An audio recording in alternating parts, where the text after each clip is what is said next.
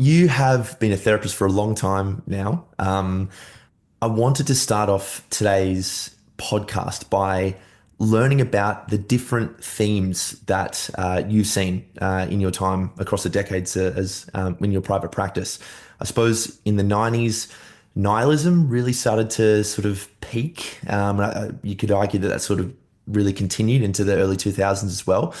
But I'd love to know about the different themes that you've seen emerge in your experience. Well, I'm not a scholar in the history and the cultural ups and downs and zeitgeists within my field or without, so I can only speak anecdotally. And of course, I'm born and raised and have always lived in Seattle, so the culture of Seattle and also just the culture of being a therapist in Seattle is particular. But what I will say is that I have seen some major shifts in society in general. I mean, it wasn't that long when I started the podcast in 2008. I was on the internet, it's a podcast, blah blah blah, and I felt like I was just screaming into the void about mental health topics. Mm. Today, almost seemingly overnight, I think it was building up to the pandemic, and then the pandemic really, I think, made it necessary for people to talk about that. The average person in what I notice in culture is aware of mental health. They know words like gaslighting, and they have a deeper understanding of abuse, and they understand there's something about pathological narcissism or psychopathy or sociopathy, or they are interested in self-awareness and in the meaning of life and purpose and depression and loneliness and all the things, how stress can affect things. um, it was a niche understanding, and a big reason why I wanted to start a podcast 17 years ago was to try to offset the misinformation and the lack of information that was online. When I started as a podcaster in 2008, I was the fourth English speaking psychology podcaster in the world. And Wow. so just imagine that, right? Um, and I was a fan of the previous three. And I thought, well, if mine's the worst, it's still the fourth best in the world. So That's good for good. me. I mean, there's no bronze medal for that, but so I will celebrate that we as a field have been trying to raise awareness about these issues for decades, Mm. and we have succeeded, and that's good. On the downside, of course, you have a bunch of TikTokers self-diagnosing with all sorts of things, but I'll take it because at least there's talk about it, and if you focus on the misuse of the terms, then it is a problem. But all of the people that are benefiting, just people regular, I mean, just the sheer fact that people are going online and talking about having been to their therapist earlier Yeah. that day is a bizarre change in the past 20 years. That, I mean, people, I would go to a party, and people, what do you do? I'd say I was a therapist, and over time learned that I should never say what I do for a living. In Seattle, Microsoft, especially in the 90s and the early aughts, was a big thing. And so I just started saying that I worked for Microsoft because no one wants to ask any more questions about someone that works for Microsoft. I would Yeah. say, oh, I work at Microsoft. They'd be like, oh, well, anyway, so, and then they'd change the subject, and I'd get out scot-free because people reacted so poorly Mm. to just the sheer fact that I was a therapist, let alone, someone that would be in therapy. So, it's a huge success. And I commend my entire field and, those who participated in it, yourself as well. And I commend society for being open to it, and people that would write it into storylines and comic books, and, all that effort is one huge change that I don't know if I would have predicted would happen in my lifetime, because it just seemed like an uphill battle from the beginning. Yeah. Could you take us back to the very beginning? I mean, 2008 is is so early for podcasting. I mean, 2017, 18 is early for podcasting, really, if you think about the recent trajectory. But 2008, I mean, did people even know? Did you call it a podcast back then? Oh man. By the way, I have perpetual allergies, so I'm going to be rudely dabbing my nose.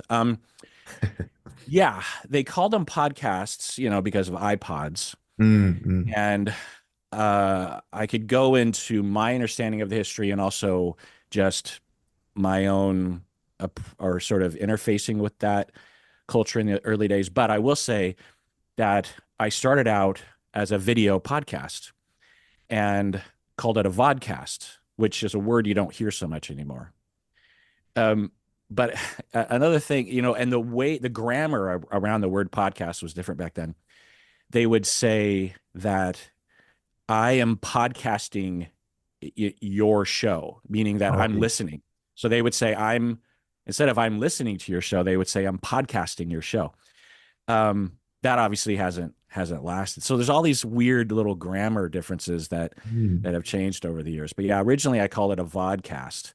That didn't take off for obvious Well, that's reasons. interesting. It's like a podcast is now a noun, but it almost sounds like it was a verb back then, like to podcast, like to be podcasting in a way. It's so, it's so bizarre. Right. And they didn't call them, they also called individual episodes, we would call them episodes. They called those podcasts. Mm, So there were individual podcasts that you would make. They didn't think of it as a collective podcast the way we do today. mm. Oh, that's interesting. Because back in the early days, a lot of people had a radio show like This American Life or on just regular broadcast radio, and then they would release episodes or bits as these podcasts. So it was casting onto the pod these snippets of your Mm, show. So, they would call it your show on radio that you would occasionally kind of podcast. You know what I mean? It yeah. was a one off. Now people start a podcast, anyway. Right. Right. But I mean, if we bring it back to therapy, I mean, so much of the world uh, has to thank people like you for bringing sort of the dark, recesses of the psychotherapeutic world into the broader community. You can imagine, like, in the 90s, I think therapy was still heavily influenced by Freudian psychoanalysis, and there was a sort of, you know, desire to get down to the root cause in the subconscious, the royal road and all this sort of thing. And if we could isolate the trauma or the memory, bang, that the individual would be healed. And there was a sort of, is darkness the right word? I don't know. There was a sort Yeah. of, yeah, it was a kind of darkness, right? And I think authenticity, people being honest about their experiences, the humanistic view that has really taken the social media world by storm. Once again, thanks to people like you, who really took a risk. I think it's hard to sort of navigate in the public domain, speaking about psychotherapeutic ideas, whilst also considering ethical boundaries like confidentiality and things like that. That's a tricky thing, but thank God that we've been able to get there. Yeah. Uh, yeah. So I have spent my whole career as a podcaster very concerned about ethics and guidelines and the law Mm, and harming clients, harming the public, jeopardizing my career, speaking scientifically what sort of disclaimers need to be. And as a part of that, I spent a good amount of time researching the literature that is related. We don't have any literature that is considered seminal or um, a part of the centrality of the consensus of our field related to what you and I do. Our field moves at a snail's pace. People will say like, well, that research study was from 10 years ago. That's old research. Like, well, things take a long time to, anyway. So I wrote a white paper after, I mean, part of it was I started to supervise, clinicians who were starting to use social media in mm, various different ways. And it's one thing if I'm doing it and I kind of know my own system and I can each decision run through my criteria, but to supervise someone, I have to teach someone what to do to avoid and minimize risk of harm to the public, to their clients, to others. And so I wrote this paper. And so, yeah, I could talk a lot about that. And one thing I will say is, yeah, in the beginning, this is anecdotal, of the clinicians that I knew, both personally and not, would absolutely say that what I was doing was what you and I are doing right now is unethical. Mm. just just being on the internet talking about clinical work was inherently unethical, and it obviously it's different now. I mean, certainly there's a lot of confusion and still a lot of people that are reacting that way, maybe older people. Um, but yeah, it's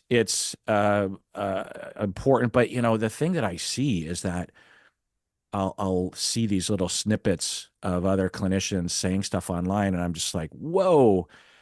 Well, they look like they're still practicing, Mm. so Mm. I guess. But when you actually look into the guardrails, I mean, I don't know what it's like in Australia and Melbourne, but in the United States, it's fairly uniform from state to state. And generally speaking, there just isn't enough guardrails. Yeah. There are minimal resources to monitor. There are minimal resources to pay and get volunteers to be on licensing boards, this kind of thing. Yeah. And there's a seeming resistance to punish or to sanction clinicians in a way that I think most people, including clinicians, would say would be appropriate. People get away with stuff all the time. So even though I could get away with more if I wanted to, um, I don't know. It's not about getting away with it or rules. It's about what I believe to be not only just avoiding harm where that can be avoided, but also modeling. I'm a professor and a supervisor, and I uh, want people to have a model to follow, among many, right? But I want to have that out there, I guess. I don't know. Yeah. Yeah. How do Yeah. you manage it?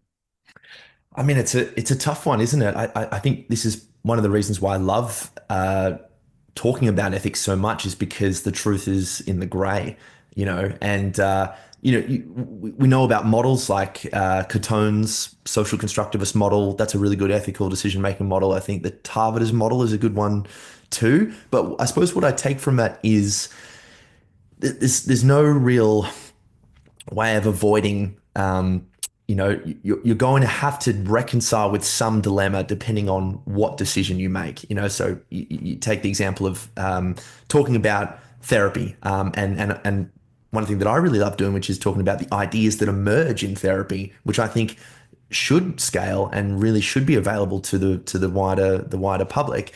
The obvious ethical boundary there is managing harm and confidentiality with the like what would not bringing that to the public do? Well, maybe there's some really good information in there, not necessarily coming from Tom Ahern, but me sort of trying to get that out there.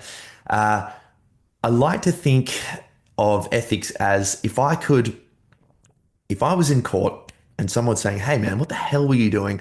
I could go back through each of my decisions and really explain the justification for those decisions, and so I'd feel, that expression, a guilt-free conscience makes the best pillow.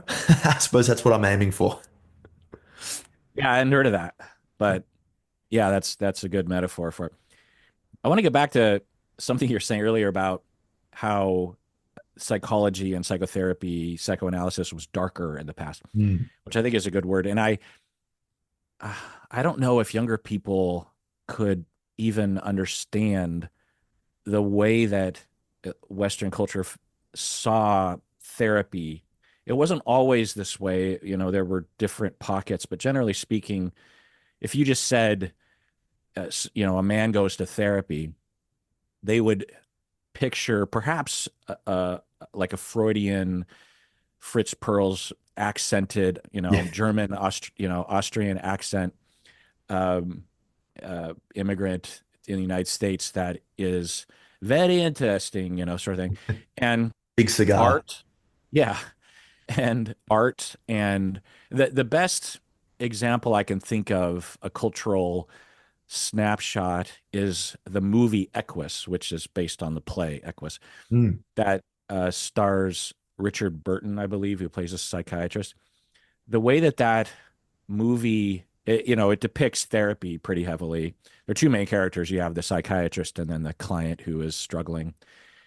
And the the symbols and the darkness and the danger and the violence and the id and the urges of the id and wanting to Mm. destroy and sexuality and how everything goes wrong and and your parents, like it has all of that in there.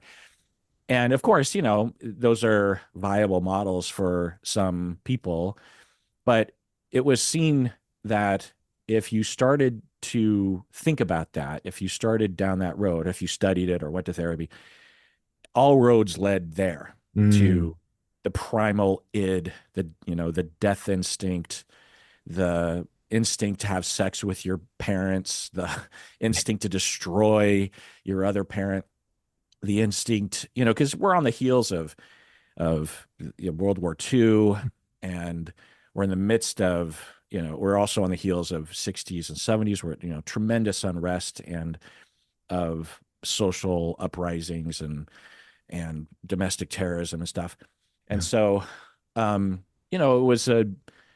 it wasn't strange in the 80s and 90s to think, I wonder if we're kind of broken as a species, if there's something in us that is trying to destroy ourselves, is wanting deep down, and we like to be all prim and proper and act like everything's fine when it's not. And there's some truth to that, but Mm. uh, part of the making therapy more human and more relatable, as you were talking about, sort of uh, demystifying it, is today, if Conan O'Brien says he's going to therapy, people aren't envisioning that. They think that he's talking about his anxieties and how his maybe his relationship with his wife is a little distant. That's a huge shift in public perception and maybe us as a field as well. Right, right.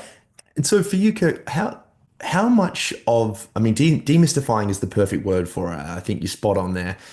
How much of the darkness surrounding what we thought therapy was in sort of the 80s and 90s and so on, how much of that do you think comes from Freud's idea that the therapist should be as objective and as passive as possible so as to not influence the unconscious emerging?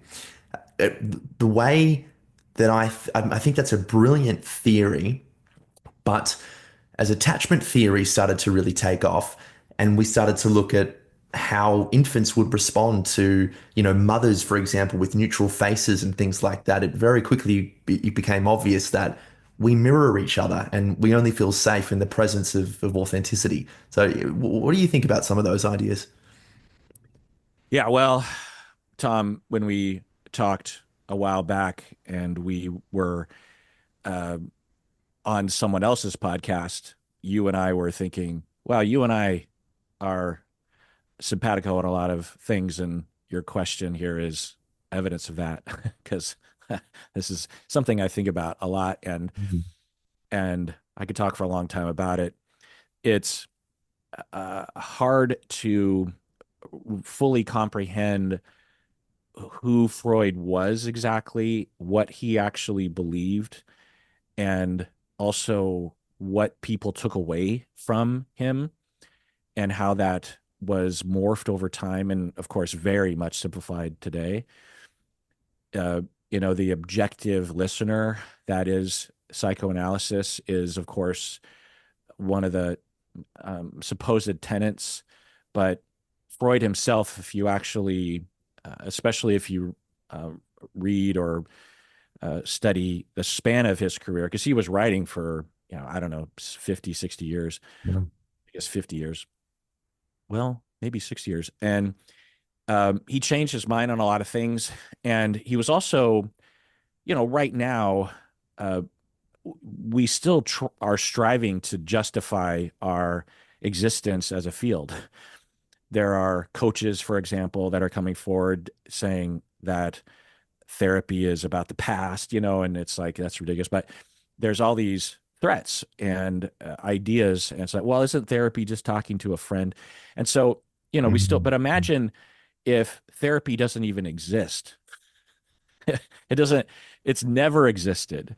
It's a completely bizarre, it's like talking about magic. And so Freud was out there he was the only one. He Yeah, had yeah. his people, but he was the only one. And so he's not only trying to justify it to, to other clinicians who are mainly physicians, right? And saying, hey, come on over to, it's like a specialty in psychiatry, but he's also trying to justify it to the world, trying to get a market going.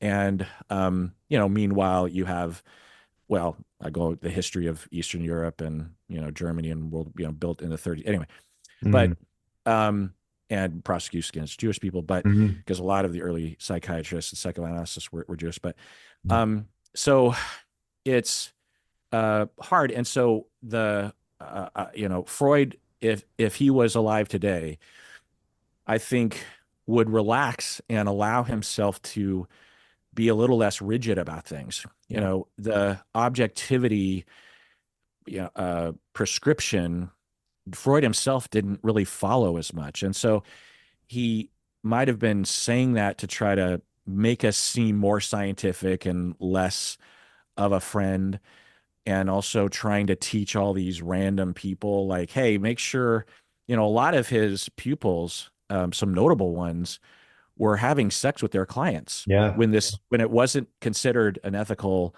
crossing. It certainly wasn't illegal. You had men and women that were, Jung, Ferenczi, Karen Horney, Mm. others, prominent people that are household names in my household anyway, um, that not only were having sex with their patients, but were marrying some of them, and some of them were like with Ferenczi, it was like his patient's daughter or something. Anyway, Mm. so Freud didn't do any of that stuff, and he's like, hey, um, like, I'm trying to get this thing going. Like, how about some objectivity, please?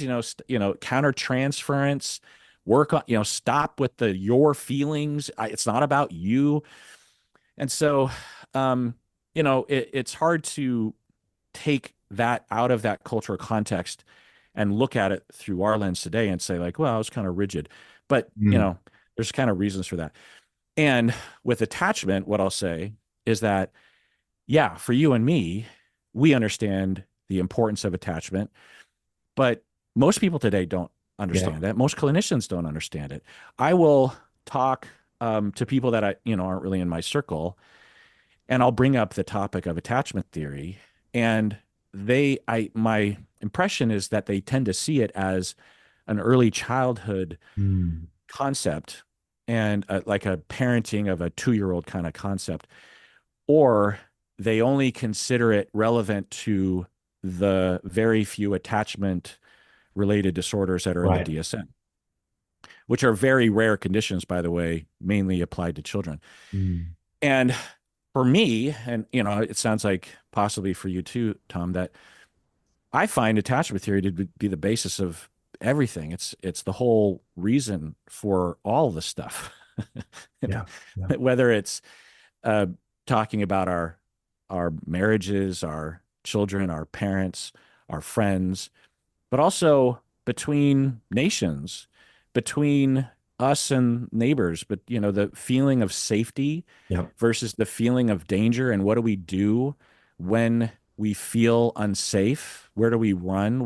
And if we don't have a secure base to run back to, how do we manage that? How do we cope with that? All this stuff. Attachment style is related to conspiracy theory adherence. It's related Mm. to the way you vote. It's related to how you conceptualize news. So it's, to me, it's everything.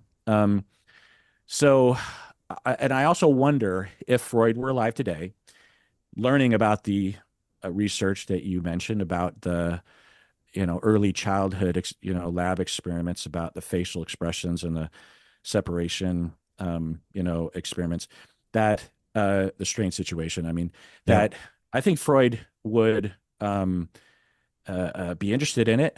And I think it would fit well into at least one of his phases. You know, he had a trauma phase that he was in that would be very familiar to us today. He abandoned it for reasons that I won't bother everyone with, um, but he was, potentially open to that. But he didn't have anyone that was supporting him in that because he was, I mean, he had some, but he was, mostly on his own.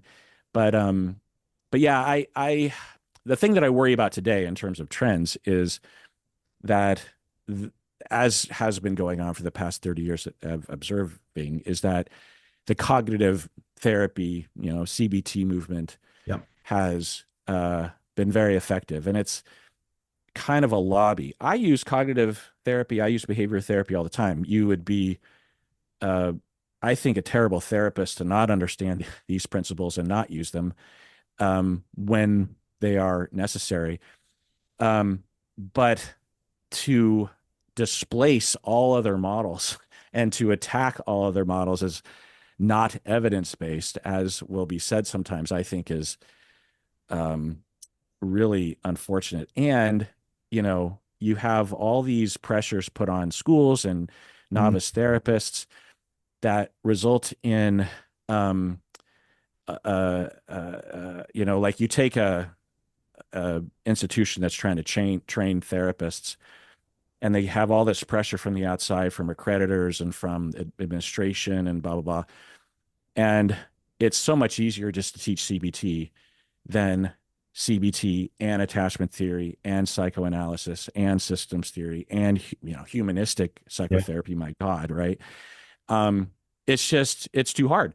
So we'll just do CBT. They'll get that down pretty well, and we'll check the boxes for marketing and administration and Insurance for companies. insurance companies for for accreditation.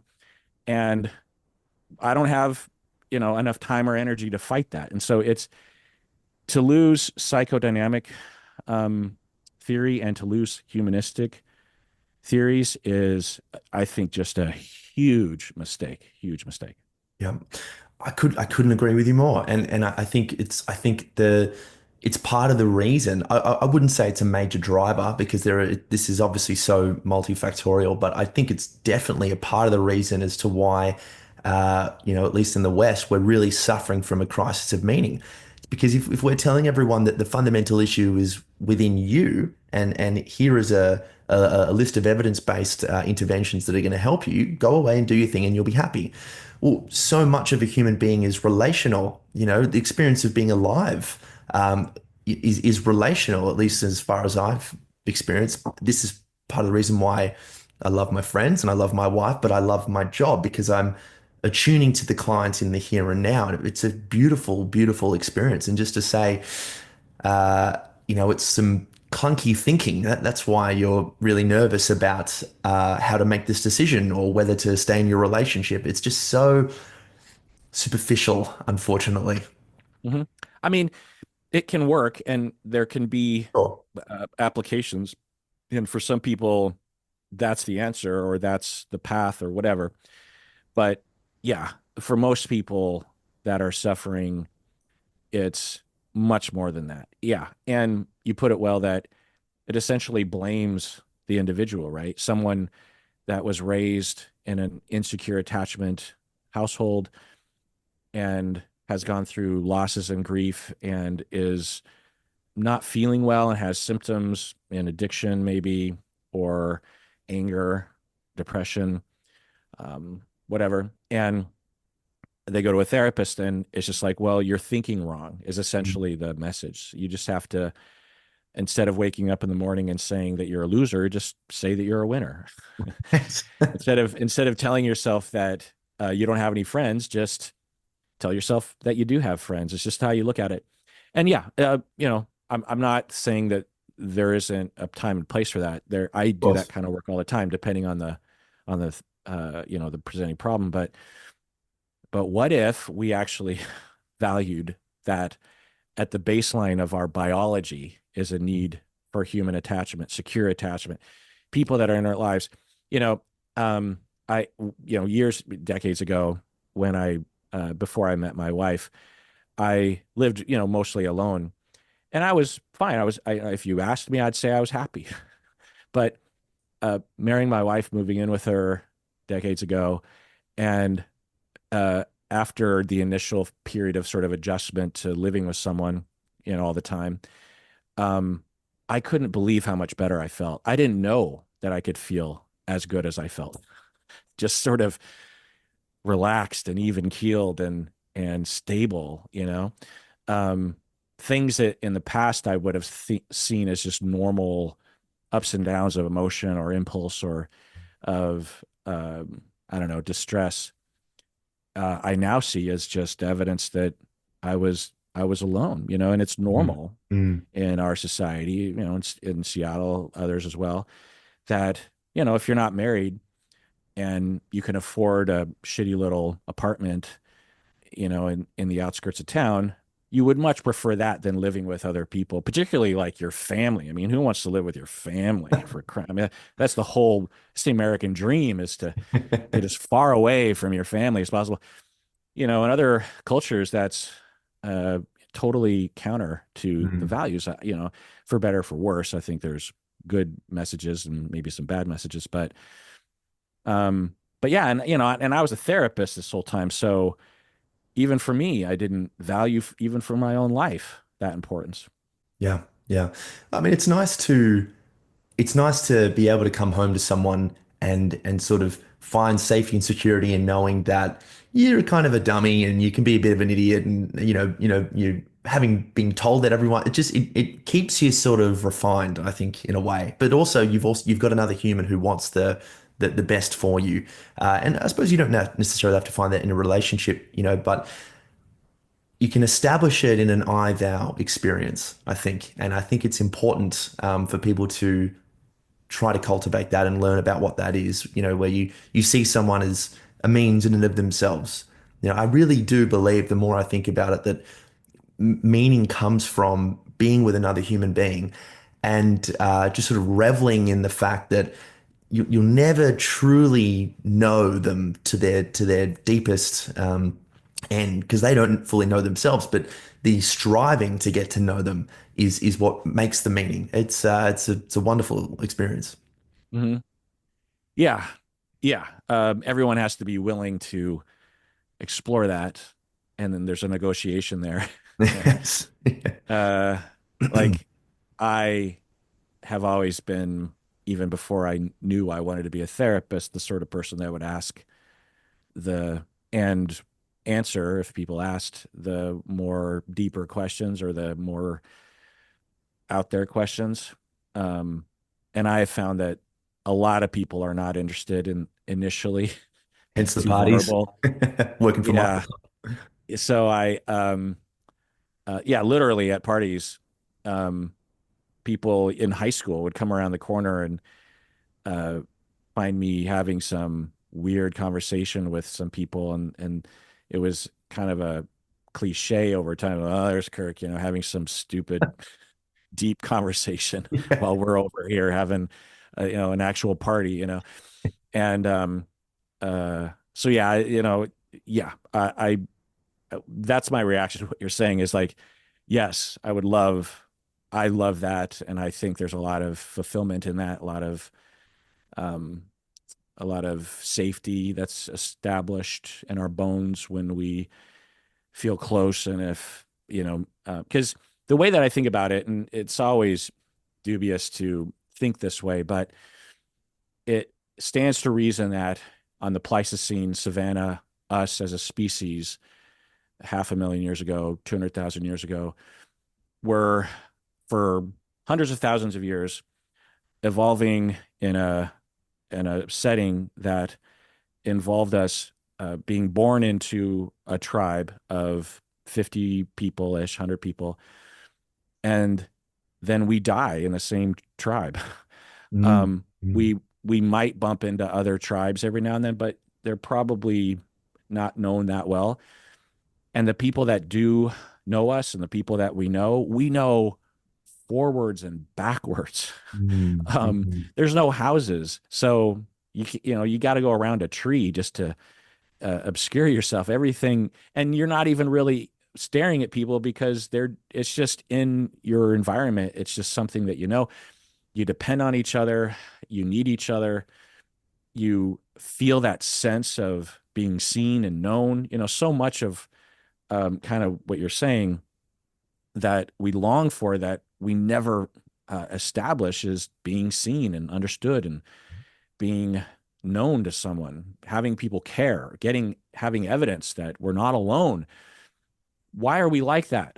Well, because in our contemporary society, the dream is to have your own house and your own room and your own office and your own car and your own clothes and your own vacuum cleaner and your own sink. You share the bathroom, but you got your own sink. Thank God.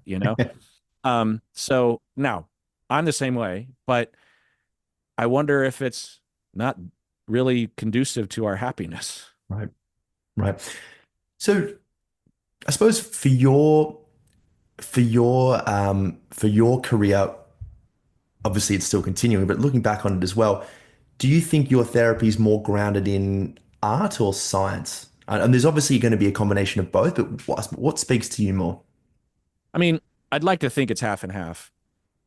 Um, Attachment theory has a lot of research. John Bowlby himself, if you read his seminal work, it's wall to wall. I mean, it's just citation after citation. It's kind of dry actually, but if you kind of let it wash over you and read as fast as possible, it's very effective writing, but it's not written like a way that lay people would be attracted to it. Mm, Um, Similar, Carl Rogers, people think of him as like the listening guy, but his publications are chock full of research and observation and science. And if they were around today, that I'm sure they'd have a lot of neuroscience as well. Um, so there's that I'm very I value a lot, and also the science around therapy. There's a lot of research around the relationship around human. People say that, like we were talking earlier, CBT, evidence based. There is mountains of evidence that humanistic and psychodynamic therapy works. It's just not that it's necessarily relegated to 10 weeks. I won't go down the whole mm, thing, evidence based there, but there's tons of research that the basic foundation, like one of the basic foundations of humanistic psychotherapy, which you could argue is also a psychodynamic foundation, is listening and empathy. That has nothing to do with cognitive behavior therapy. It's like zero. Now, you could be empathetic as a CBT therapist, but it's like theoretically nonsensical to cognitive and behavioral.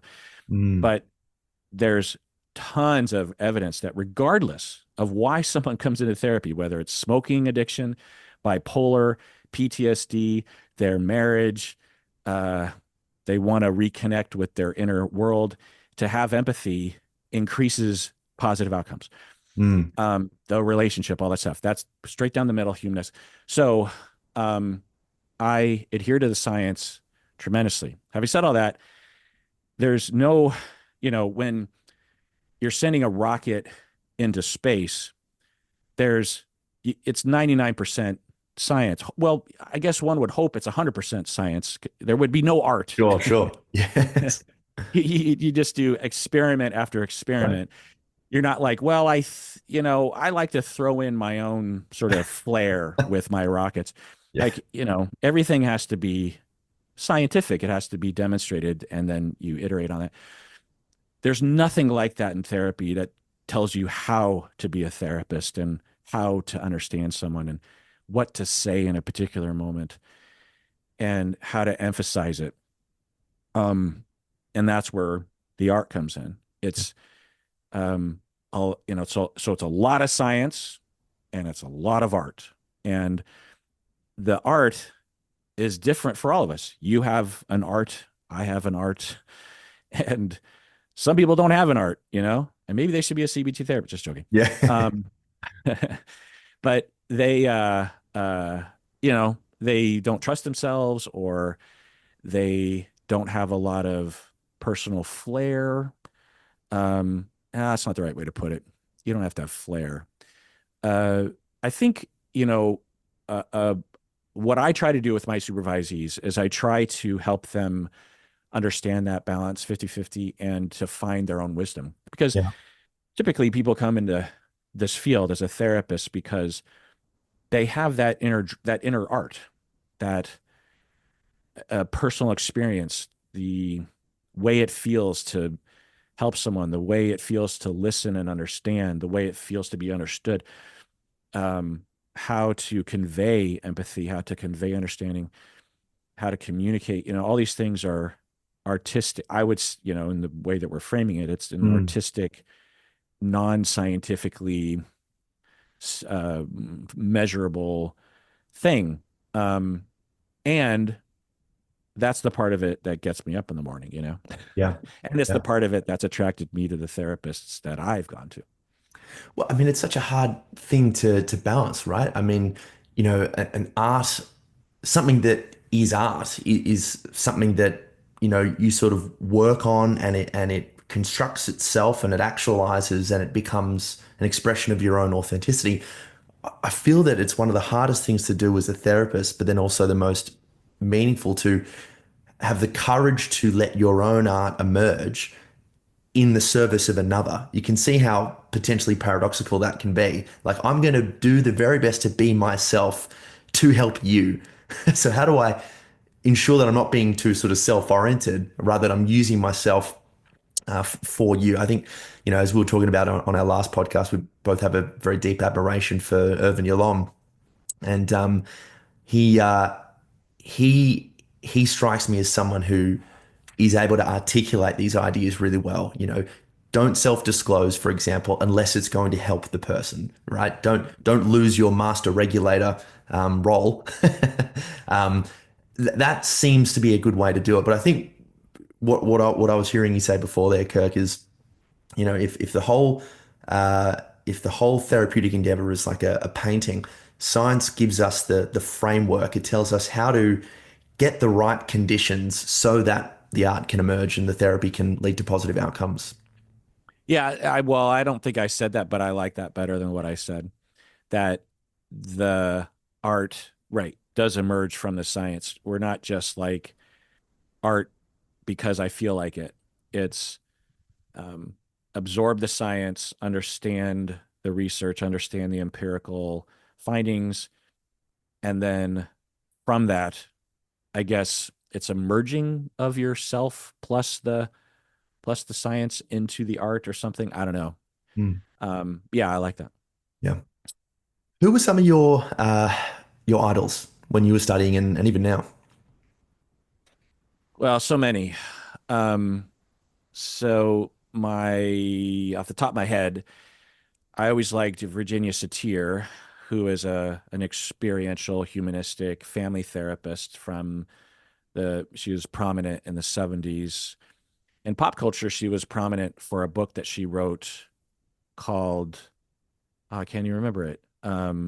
Something like, I have it behind me. It's something like I Like Myself, or now I have to look it up. Sorry. No, This no, isn't that's good okay. podcasting. Virginia Satir book. Um, well, there's People Making. Uh, oh my boy. Something about I Like Me. That's a great name for a book. If someone hasn't written that, someone should write that book. But people that know it are throwing their devices right Yeah, now. that's right. Anyway, she was mildly popular for some book about self-esteem.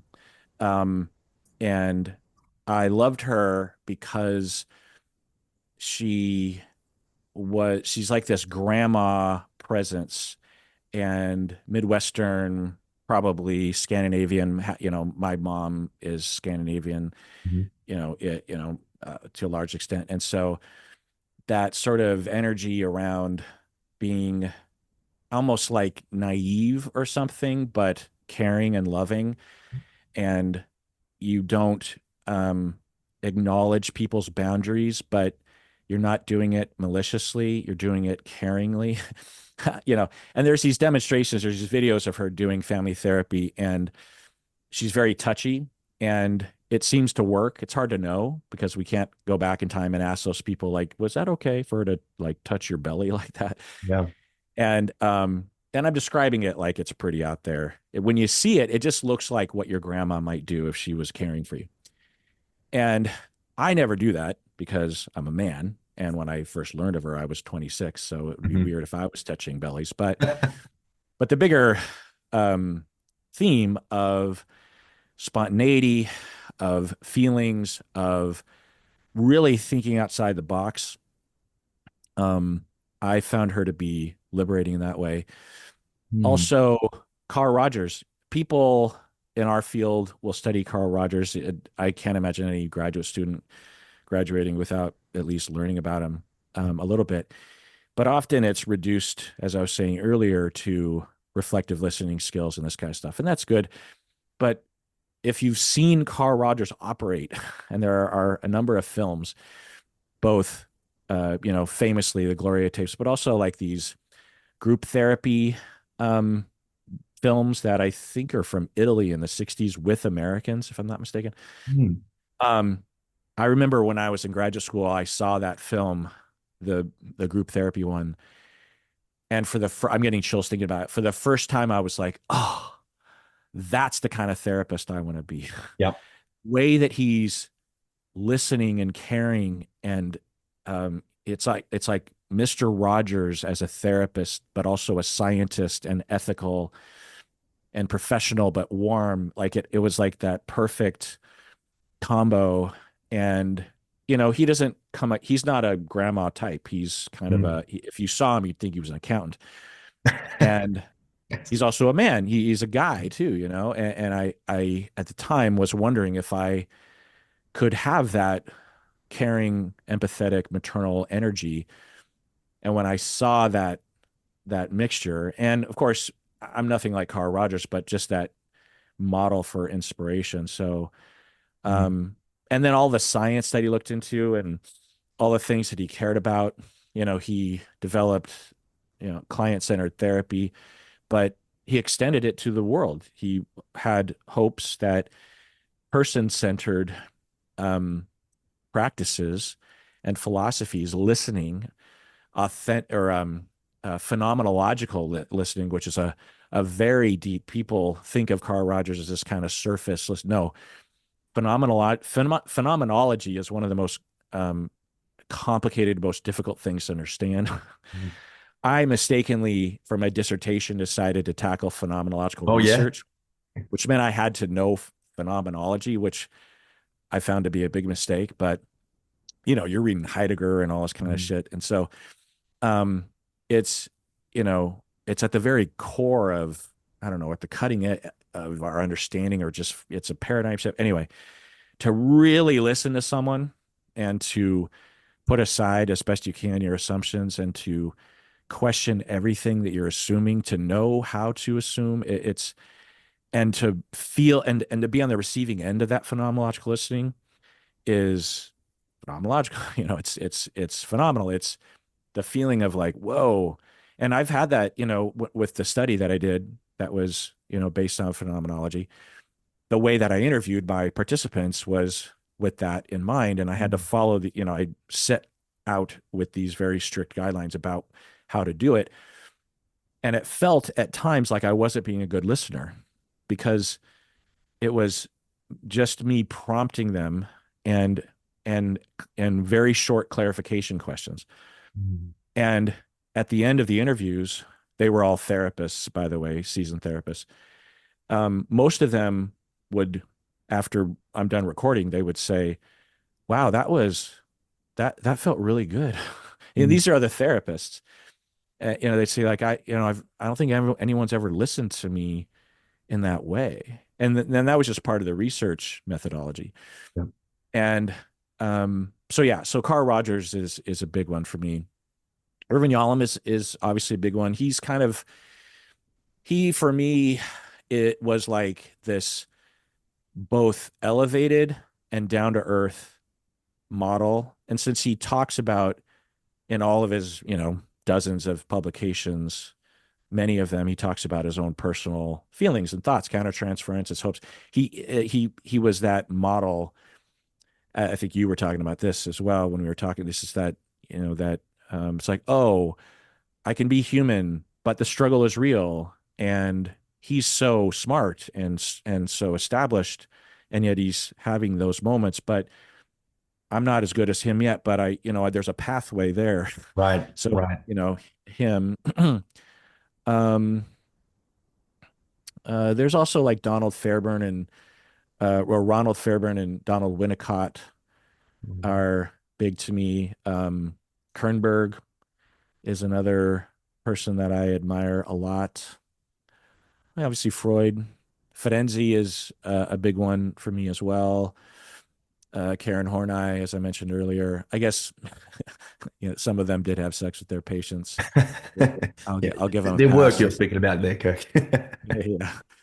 Um, yeah. I mean, I could ramble on. What about you? Aside from Irvin Yalom, who are your Well, maybe? just as you were listening, as you were speaking about Carl Rogers, I was totally engrossed in that. I couldn't agree with you more. Once again, I think that when people reduce Carl Rogers down to, empathy, congruence, positive regard, I just don't feel that with my deepest respect to them, I just don't feel they've truly grasped Carl Rogers. For example, we all watch the Gloria tapes, right, with Fritz Perls as well, and and Albert Ellis, I think, from the CBT side of things. You watch Carl Rogers do it. I can't. My wife is also a therapist. The first time I brought that up, and we watched it together, I still can't watch that without crying because of the relationship that he establishes. This truly sort of embodied, encouraging father archetype. That we know from watching the tape that Gloria was, you know, really in need of as she was describing her past.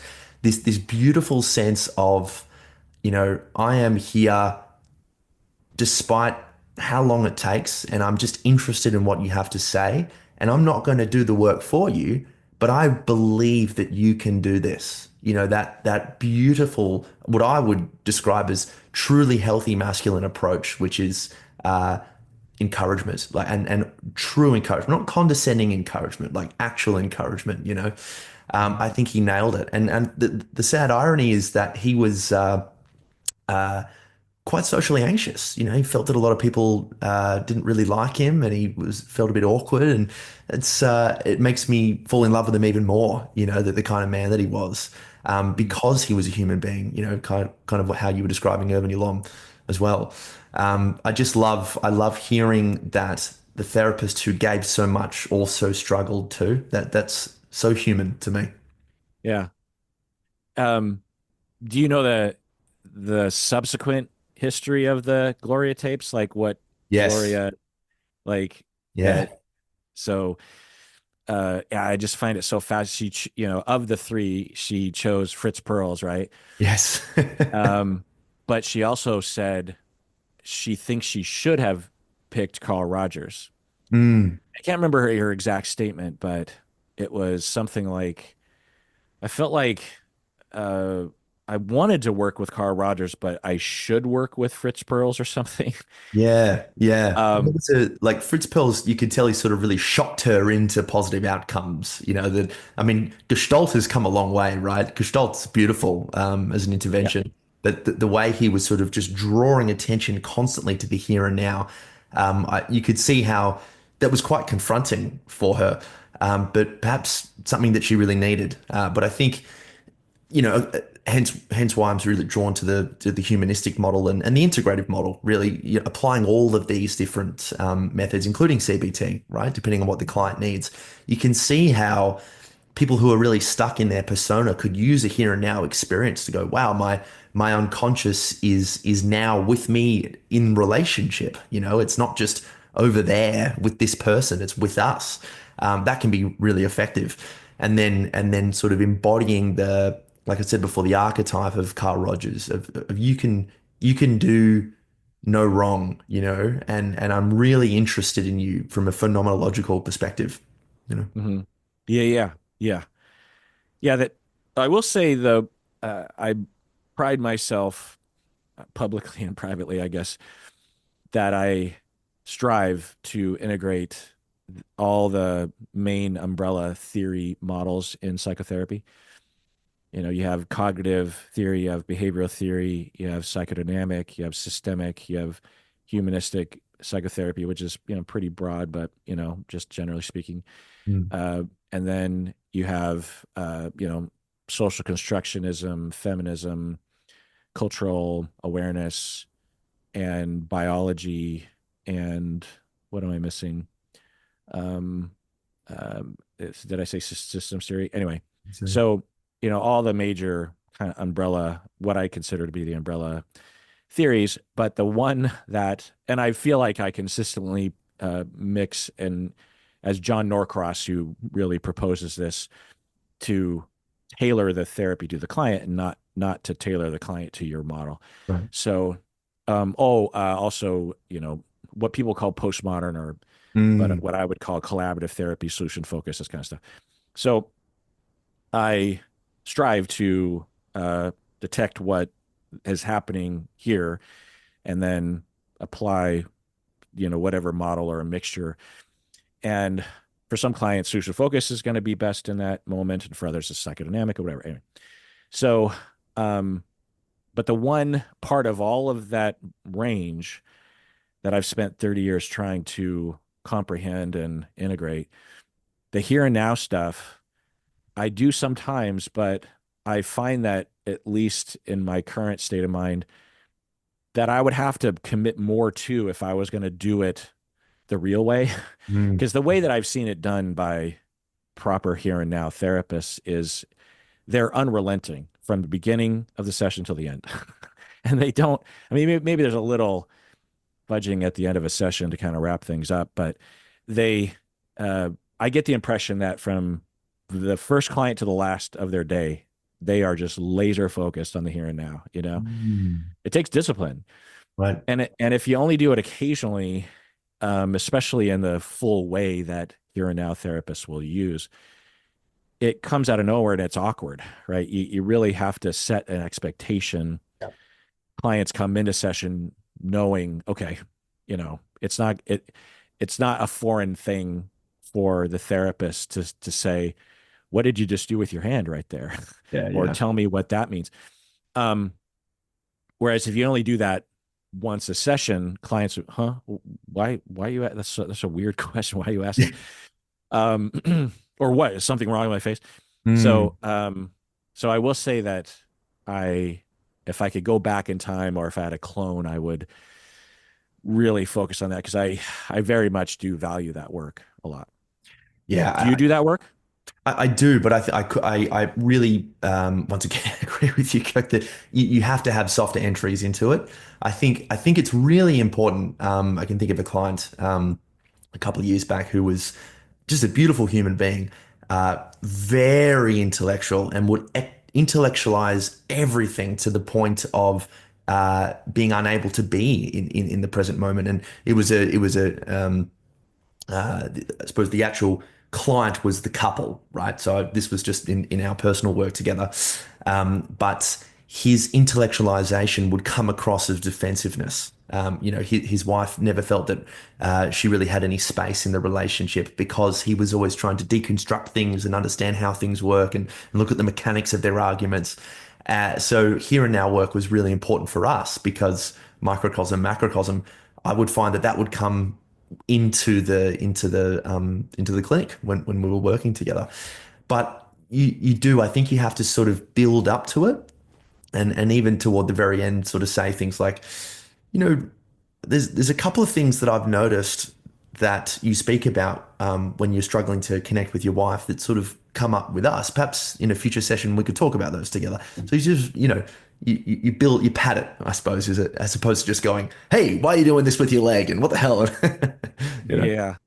Yeah. And I guess there's different versions of it where you're focusing on the leg, um, or focusing on what, as you were responding to her in this way, or when you remember in that last session when you're, uh, what was happening for you.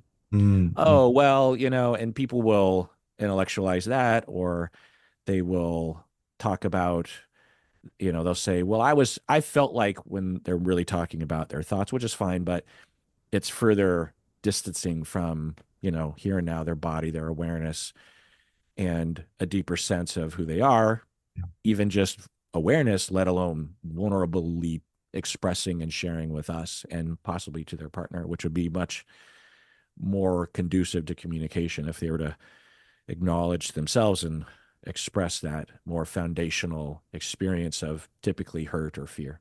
Right, right. And that's where the connection lies, really. If you can get beyond that intellectualization, you have them sort of speak as the example. I just feel that I feel scared that I don't have the right answer. And that's coming out as defensiveness, and I'm really sorry about that. There's so much more connection that can lie at the fundamental emotional layering, right? Um, Kirk, we were talking about attachment theory before.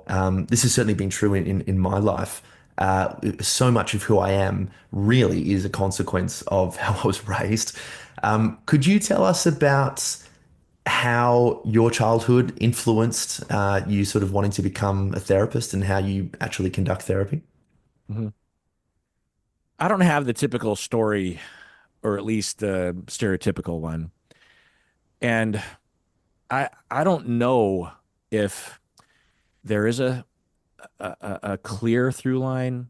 I could just be making stuff up, but I'll tell you about maybe some aspects of my family that are potentially related. My parents were high school sweethearts, Japanese father, as I said, Swedish Mm. slash English mother, and both were several generations down. So, my dad's grandparents were the ones that, immigrated to the United States around the year 1900. So my dad was, pretty Americanized. They grew up in the 50s in Spokane, Washington, and there were hardly any people of color out there. So my dad was discriminated against, of course. And this is on the heels of World War II. Yeah. So my mom and my dad dating was not okay. Mm. In fact, it was illegal 2 states over for them to get married. They got pregnant unplanned when they were 18 or 19. And they already had a secret relationship because they had to. And so they eloped. So my brother was born, and then my sister was born soon after. And um, then I was born 7-ish years later, and then my little brother was born 7 years after that. And so I was, for a long time growing up, my first 7 years, I was the baby, and I was, and to this day, am not as interesting as my older brother and older sister. They're, they always had, especially, when you're 4 and they're, 11, they're charismatic and everyone loves them. The teachers love them. They play all the sports, and they're, captain of the cheerleading squad, and they get good grades. And at church, everyone wants to be their friend. And I was just playing with my Legos and just trying to entertain myself in the boredom, Mm. because that age difference doesn't, if your older sibling is 3 or 4 years older, you could probably bug them to play. But, 7 years, it's just like you can't, there's no chance you could, it's too much of an age gap. Yeah. So I was in my head a lot. And that was what the role, or the joke in my family was, that Kirk's always in his own mind. He's in his own head. And I had all these fantastic stories that I would, develop on my own in the back seat of the van. And then when my little brother came along, um, even though there's a huge age gap, I had a buddy, and so I was in charge of him. I was responsible for him and cared about him, and also wanted to shepherd him. He wanted, I was a football player. He wanted to play football. And so um, I would train him. I had these like drills that we would do. He'd run routes, or he would learn. I would teach him how to juke and stuff. And Mm. so I think that affected me too. That sort of mentorship. angle. Um, and also, my parents are great. There's not any real traumas. My parents are loving, and yeah, my parents are still married after 61 years, and all of us siblings get along with each other, and we get along with their spouses, and all the kids get along with each other, and so it's an ideal situation, and I am quite lucky for that. And I was also raised heavily Christian, and not like fundamentalist, but like hippie Mm. Christian, like Yep. love Christian. And it was all about forgiveness and love and turning the other cheek and charity and giving and listening and loving and not judging um and not thinking that you know better than anybody else. It was, heavily drilled in my head growing up. And so I think that had a huge effect on me. Um, I can clearly sense the foundation of myself as a therapist and a, YouTuber, um, standing on both what I learned in church, but also, my whole family was in church. So it was, so my, when I say church, I mean like the lessons that my family church conglomerate taught me. Mm. Um, because my parents, there was a fair amount of, okay, let's sit you down and something like there was this one time when I was, I don't know, 14 or something. And my mom had a daycare, and the one of the kids, her mom taught at my school. And so she drove me to school. She comes to school, drops off her kid, and it's like, oh, I need a ride to school. So she drive. And on the way down, we passed by this, this milk processing plant in Issaquah. And I say, oh, my football coach works there.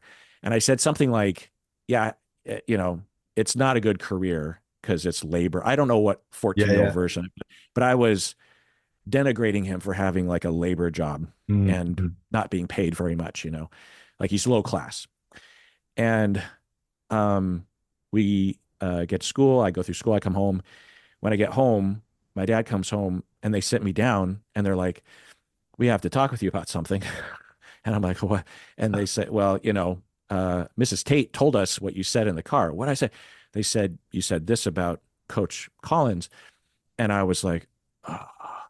And, they didn't yell. And it's like, uh, uh, I can't remember what they said, but it was like, that's not okay. Mm. Mm.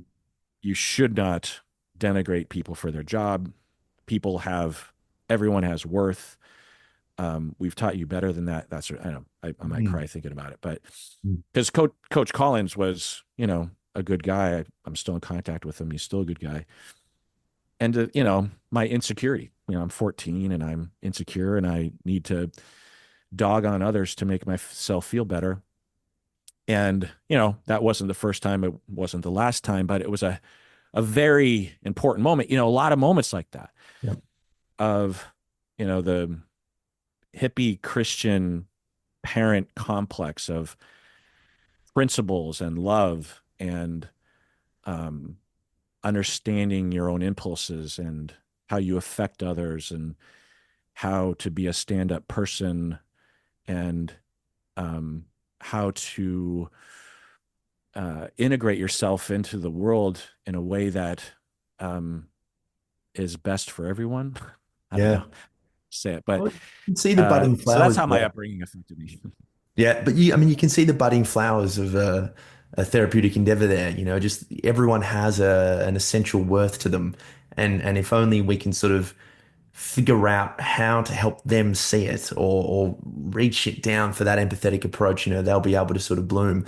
Um, Christianity, there's I think we're almost in a postmodern world now. People are sort of talking about metamodernism, sort of integrating the Enlightenment with deconstructivism as well.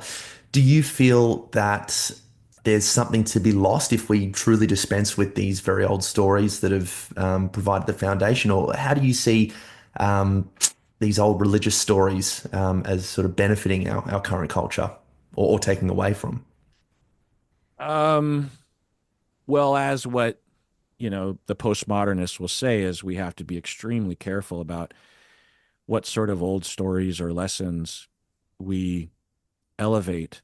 or we allow or we give in to the elevation of because of the destructive power of these narratives and how they're constructed. So that's my initial kind of response. But I don't. It's hard to say. There are some public figures that you and I know of who would have pretty definitive answers to this.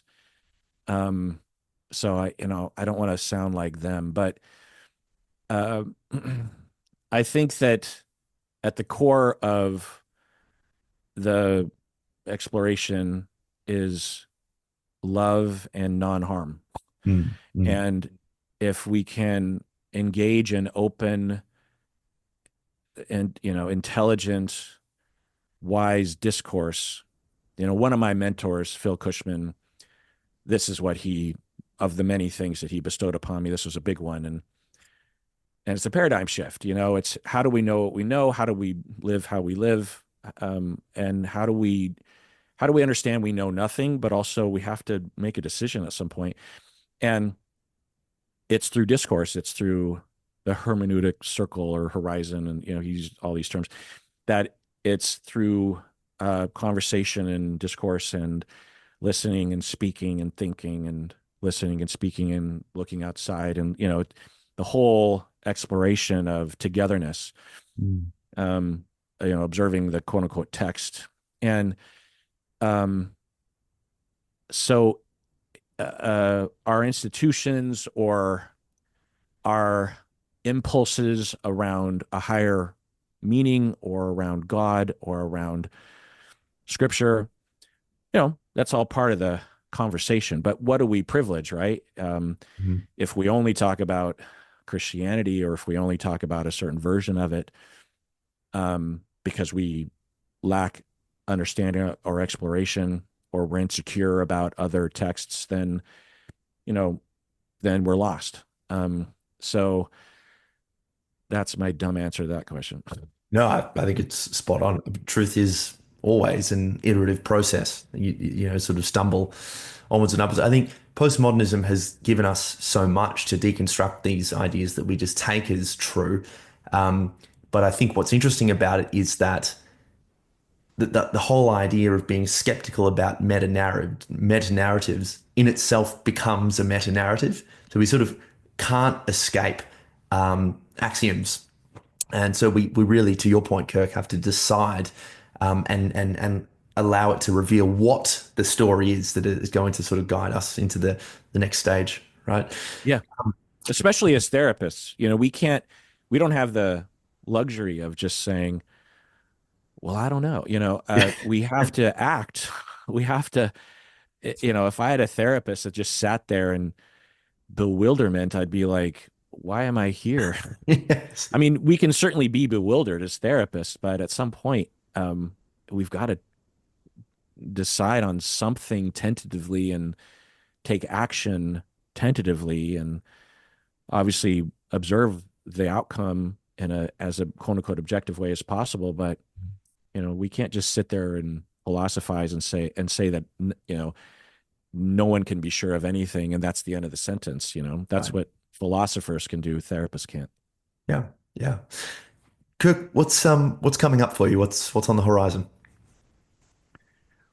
Well, I am getting back into music, and it's been a while for me, and so I'm reacclimating to how to sing and how to write and how to play guitar and how to play drums and how to record it. And it's when you're a one man band at home, you got to know everything. And I used to know this kind of stuff, kind of, but now with YouTube and there's a tutorial and everything, I'm just like, oh my God, I never knew that you could do that with that thing. And so that's what I've been doing. Today is the drummer of my band. He's Mexican and he moved back to Mexico, and so uh, we figured out a way that I could send him tracks and then he could record the drums, and he's sending it back up to me. And so now I'm going through all the drum tracks and trying to figure out how to arrange the guitar parts and everything. And so I'm completely um, loving being uh, uh,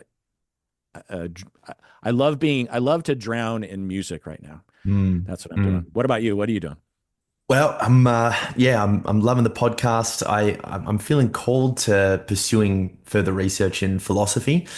I I love psychology and don't get me wrong, like we discussed, I love the science, but I just can't help but feel my heart lies in the question of why, the bigger picture. And I've certainly found it to be the case that it's informed. I mean, there are movements like philosophical counseling, which I've heard before, which is quite interesting. I think it's good to have therapy grounded in philosophy, but at the end of the day, being a therapist is still training in and of itself. But I love reading Heidegger. I love reading some of the French existentialists, and I'm interested to sort of pursue those areas. But I love music too, and I do have to ask, given that you're based in Seattle, you got to be a grunge man, right? I'm old enough to have been in a band before and after the grunge explosion. Yeah. Yeah, cool. I love that. What were some of your favorites? Back then, Yeah. uh, well, you couldn't get away from Nirvana when they, were hitting the charts, but I always loved Mudhoney. They Mm. were more grunge to me than Nirvana. Nirvana was more pop, really. But I, love Nirvana, especially their In Utero album. But Soundgarden's Super Unknown, and their later albums, I think, are masterpieces. Uh, Also, I love the Posies, who are Yeah. kind of Beatles uh, rock, and they're from the Seattle area, and they were before the grunge movement, so I loved them in the late '80s, and I everyone figured if any band made it from Seattle from then, it was going to be the Posies, but then grunge happened, and uh, they were left in the dust. So, but yeah, those are my. What about you? Do you have any favorite grunge bands? Wow. I mean, my cousins were right into grunge. My first introduction was Pearl Jam in the late 90s. And then I fell in love with Temple of the Dog. And then obviously that's how I came across Soundgarden. Super Unknown is a phenomenal album. It Yeah. is, I always return to it, irrespective of the mood I'm in. It's just so, so, so good. Yeah, I have like a special edition vinyl Oh, yeah. actually. Yeah, and it has all these liner notes about like the different things that they're having, and each one of those, similar to the Beatles, each one of the members of Soundgarden is their own genius. Oh, The yeah. drummer, the bassist is like he had his Mm. own band, and some of his bass lines are just completely just genius. Um, Chris Cornell died, not that long ago, which is pretty tragic. But there was an Australian grungy band that I can't remember the name of. Silverchair. Silverchair? Yeah, yeah. Yeah, yeah. Yeah. Yeah. Um, they had I mean, I loved that one hit song that Yeah. they had. Um, Tomorrow. yeah, Yeah, massive. and that album was good. But uh, from my knowledge, from my memory, his their other tracks didn't really because he was young, wasn't he? Like a teen or Like something. 14, I think, when Frog Stomp came out, but he Yeah. had a lot of mental health issues as well. I think he really struggled with bulimia and anorexia. I could be wrong there, but he really Oh, struggled. But interesting. amazing, amazing musician. I suppose that's one of the things that probably really interested me more in grunge itself is there was a real sort of bleakness and nihilism to it. I've always sort of been intimidated and overwhelmed by and revered the suffering artist. Just that sort of darkness that gives rise to this beauty and aesthetic. Like that's always really interested me. So I think I love the music, but I love that bent on it too. I just can't quite figure out what's going on in the minds of these geniuses. Where's Silverchair from, specifically in Australia? I think Sydney. I could be wrong. Once again, I think people will be throwing their devices if I got that Because wrong. obviously a lot of the grunge bands that we're talking about come from the Seattle area, and it's dark for a lot of the year because we're northern. Mm. It's overcast People say it rains all the time. It doesn't actually rain that often, but it's almost perpetually cloudy, and Mm, not like clouds, like individual clouds, but just like thick gray. yes. and uh and just constantly wet, even though it hasn't rained in a few days, because it just never dries out. And Yeah. so you're in your basement and no one cares about you because you're up in the northern western area, and you don't have, and back in the day, Seattle wasn't the economic powerhouse. And so you're Mm. just in your basement with your shitty guitar and you're just like, I hate myself. The world Yes. sucks. And it still kind of is that way. And so it, I think, has that flavor to it, right? If you're in Miami or LA, there's a different kind of overall vibe. And I think that affects the art that, emerges out of that. So that's what I was wondering if Silverchair came from the Seattle equivalent of Australia, but it sounds like not. Yeah, I want to know. I'm inspired by your researching just before. So let's have a look here, guys. I'm going to do this in real time. Yeah. Newcastle, New South Wales. Okay, so they're not exactly from Sydney, but they're in the same similar climate. Um, That's like warm and yeah, it's nice. and It's certainly nicer than where I'm from in Melbourne. yeah, That's yeah, for yeah. Okay. sure. Well, I guess that theory doesn't pan out. Yeah. Well, Kirk, I really want to thank you for coming on the show today. When I was researching you, it really it really what's the word I'm looking for here? I found it quite amazing that you started this podcast in 2008, especially speaking about the topics that you do. I think, as we were talking about in the beginning of the show, speaking about therapy now is almost cool within the zeitgeist, right? People want to talk about themselves, and every second book in a bookstore is about authenticity, which is so fantastic. But 2008, I can't imagine what that would have been like, as a therapist getting out there, and because YouTube was just, cat videos and dumb things at the time. So thank you for paving the way for people like me. I think that's really, really awesome. Well, it was more a narcissistic thing than anything else. So I guess my narcissism says you're welcome. We can meet in the middle there. Where can people find you, Kirk? Ah, well, psychology in Seattle, I guess, or just Google my name. Yeah, beautiful. Thank you so much once again. Thanks for having me. It was a good conversation. I liked it.